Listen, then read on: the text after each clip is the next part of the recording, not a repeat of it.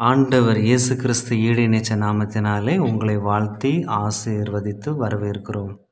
அன்பு கூறுவேன் இன்னும் அதிகமாய், ஆராதிப்பேன் இன்னும் ஆர்வமாய்.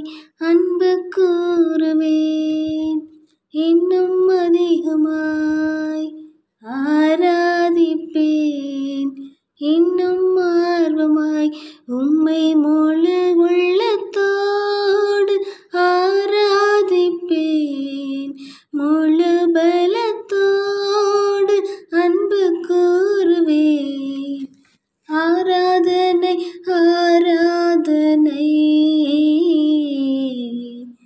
ஆராதனை ஆராதனை ஆராதனை ஆராதனை ஆராதனை ஆராதனை. நாம் இன்று தியானிக்க எடுத்துக்கொண்ட தலைப்பு இயேசு கிறிஸ்துவுக்கும் ஸ்தேவானுக்கும் உள்ள ஒற்றுமைகள். இதற்கு ஆதாரமாக ஒரு வசனத்தை பார்ப்போம். யோவான் நற்செய்தி 14ஆம் அதிகாரம் 12வது வசனம். நான் செய்யும் செயல்களை என்னிடம் நம்பிக்கை கொள்பவரும் செய்வார், ஏன் அவற்றை விட பெரியவற்றையும் செய்வார். இயேசு கிறிஸ்துவுக்கும் ஸ்தேவானுக்கும் பல ஒற்றுமைகள் இருக்குங்க. பரிசுத்த ஆவியானவர் என்னிடம் உணர்த்தியது 6 ஒற்றுமைகள். அந்த 6வது ஒற்றுமை எனக்கு மிகவும் பிடித்தது. இயேசு கிறிஸ்துவும் ஸ்தேவானும் இறந்து போகிற சூழ்நிலையும் கூட தன்னுடைய இறப்பு காரணமான அனைவரையும் மன்னித்தாங்க. இது என் வாழ்க்கையில் மிகப்பெரிய ஒரு தாக்கத்தை ஏற்படுத்தியது. இப்படி எல்லோரும் ஒருவரை மன்னிச்சா நம்ம குடும்பத்தில், நம்ம உலகத்தில் எந்த பிரச்சனையுமே வராதுங்க. இப்போ இயேசு கிறிஸ்துவுக்கும் ஸ்தேவானுக்கும் உள்ள 6 ஒற்றுமைகள், அதை பார்ப்போமா? முதலாவது, இயேசு கிறிஸ்துவும் ஸ்தேவானும் எளிமையான குடும்பத்தில் பிறந்தார்கள். லூக்கா 2:7 வாசிக்கிறோம். இயேசு கிறிஸ்து எளிமையான குடும்பத்தில் மாட்டுத் தொழுவத்தில் பிறந்தார். கிரேக்க மொழி பேசும் புற இனத்து கிறிஸ்தவர் தாங்க இந்த ஸ்தேவான். அவரும் ஒரு எளிமையான குடும்பத்தில் பிறந்தார். இரண்டாவது, இயேசு கிறிஸ்துவும் ஸ்தேவானும் பரிசுத்த ஆவியின் வல்லமையை பெற்று கொண்டார்கள். மத்தேயு 3:16 சொல்கிறது, இயேசு கிறிஸ்து ஞானஸ்நானம் பெற்றவுடன் பரிசுத்த ஆவியின் வல்லமை பெற்றார். திருத்துதர் பணிகள் 6:5 வாசிக்கிறோம். ஸ்தேவானும் பரிசுத்த ஆவியின் வல்லமையும் நம்பிக்கையும் பெற்றிருந்தாருங்க. மூன்றாவது, இயேசு கிறிஸ்துவும் ஸ்தேவானும் ஊழியம் செய்யும்போது அற்புதங்கள், அடையாளங்கள் நடந்தது. இயேசு கிறிஸ்து ஊழியம் செய்யும்போது நிறைய அற்புதங்கள் செஞ்சார். அது அந்த உலகத்தில் யாருமே சொல்ல முடியாது, அந்த அளவுக்கு அற்புதம் செய்தார். இதில் குறிப்பாக நான் ஒன்றை மட்டும் குறிப்பிடுகிறேன். யோவான் 11:44 பார்க்கிறோம். இறந்து 4 நாள் ஆன லாசரை இயேசு கிறிஸ்து உயிரோடு எழுப்பினாருங்க. வேதத்தில் இயேசு கிறிஸ்து இறந்த 3 பேரை உயிரோடு எழுப்பினார். திருத்துதர் பணிகள் 6:8 சொல்கிறது, ஸ்தேவானும் ஊழியம் செய்யும்போது அற்புதம், அடையாளங்கள் நிறைய நடந்தன. அப்போ மக்களெல்லாம் ஸ்தேவானை தேடி வந்தாங்க. நான்காவது, இயேசு கிறிஸ்துவ மீதும் ஸ்தேவான் மீதும் பல குற்றச்சாட்டுகளை வைத்து அவமானப்படுத்தினாங்க. இயேசு கிறிஸ்துவை நிறைய அவமானப்படுத்தினாங்க. அவரை போல இந்த உலகத்தில் அவமானப்பட்டவங்க யாருமே இருக்க முடியாதுங்க. அந்த அளவுக்கு இயேசு கிறிஸ்துவை அவமானப்படுத்தினாங்க. மத்தேயு 26:67 பார்க்கிறோம். இயேசு கிறிஸ்து கன்னத்தில் அடிக்கிறாங்க, அவர் மூஞ்சியில் எச்சு துப்புறாங்க. இது எனக்கு படிக்கும்போது மிகவும் வேதனையாக இருக்குது. அந்த அளவுக்கு இயேசு கிறிஸ்து அவமானப்பட்டிருக்காரு. திருத்துதர் பணிகள் 6:11 வாசிக்கிறோம். ஸ்தேவானையும் அவமானப்படுத்தி குற்றம் சாட்டினாங்க.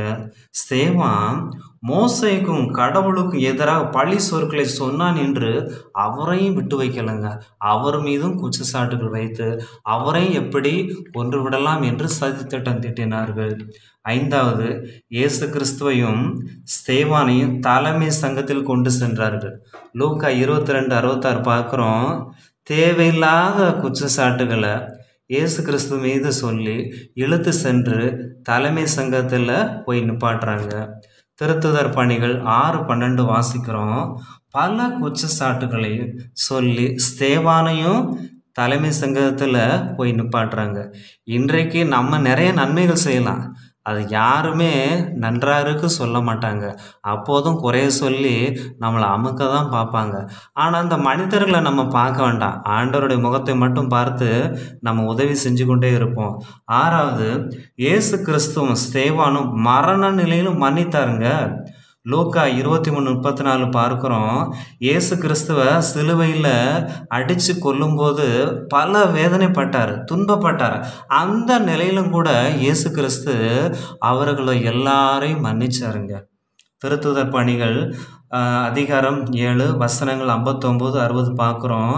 ஸ்தேவான் மீது கல்லெறிஞ்சு கொள்கிறாங்க.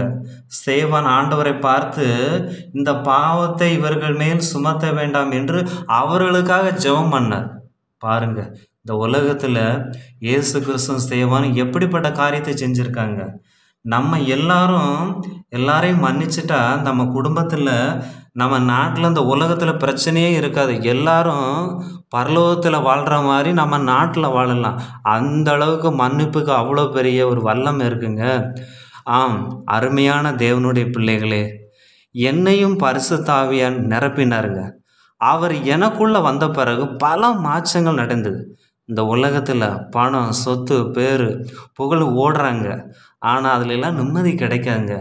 உங்களால் முடிஞ்ச அளவுக்கு ஆண்டவருக்கு ஊழியம் செஞ்சு பாருங்கள், அப்போ கிடைக்கும் ஒரு சந்தோஷம். அதற்கு ஈடு இணையான ஒரு சந்தோஷம் இந்த உலகத்திலே கிடையாதுங்க. தாக உள்ள மேல் தண்ணீரை ஊற்றுவேன், மாம்சமான யாவர் மேலும் என் ஆவியை ஊற்றுவேன் என்று வாக்கு கொடுத்தவர் நம் ஆண்டவர். நாம் அனைவரும் தாகத்தோடு வாஞ்சியோடு பரிசுத்த ஆவியை நாம் விரும்பி கேட்டால் பரிசுத்த ஆவியானவர் நம்மை நிரப்புவாருங்க. பரிசுத்த ஆவியானவர் நம்மிடம் வரும்போது ஒரு புது பலன் கிடைக்கும். நம்ம உள்ளத்தில் சமாதானம், சந்தோஷம் கிடைக்குங்க. பரிசுத்த ஆவியை பெற்ற பிறகு பரிசுத்த ஆவியின் துணையோடு நம்ம ஊழியம் செய்யும்போது அற்புதங்கள், அடையாளம் நிறைய நடக்கும். மக்களெல்லாம் நம்ம தேடி வரோங்க. நம்மளும் சாட்சியாக வாழுவோம். இயேசு கிறிஸ்துவை போல, ஸ்தேவானை போல நாமும் சாட்சியாக வாழ்ந்து இந்த உலகத்தில் ஜெயிப்போம். ஜெபம் செய்வோம். அன்பின் இறைவா, நாங்களும் ஸ்தேவானைப் போலவும் உம்மை போலவும் எளிமையாகவும் இரக்கமுடையவர்களாகவும் பிறரை மன்னிக்கும் மனப்பான்மை உடையவர்களாகவும் எங்களை மாற்றும். நாங்களும் தூய ஆவியானவரை பெற்று உமது அன்பிலும் சமாதானத்திலும் நிலைத்திருக்க எமக்கு வரம் தாரும். எங்கள் ஆண்டவராகிய இயேசு கிறிஸ்து வழியாக உம்மை மன்றாடுகின்றோம். ஆமேன். God bless you.